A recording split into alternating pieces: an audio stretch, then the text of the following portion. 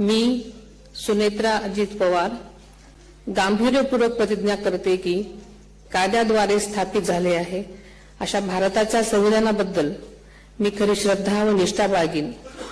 मी भारताची सार्वभौमता व एकात्मता उन्नत राखीन। मी महाराष्ट्र राज्याची उपमुख्यमंत्री म्हणून माझी कामे निष्ठापूर्वक व ससद्विवेक बुद्धीने पार पाडेन आणि संविधान व कायदा यानुसार सर्व तऱ्हेच्या लोकांना मी गांभीर्यपणे व निपक्षपातीपणे तसेच कोणाच्याही विषयी ममत्वभाव किंवा आकस न बाळगता न्याय वागणूक देईन।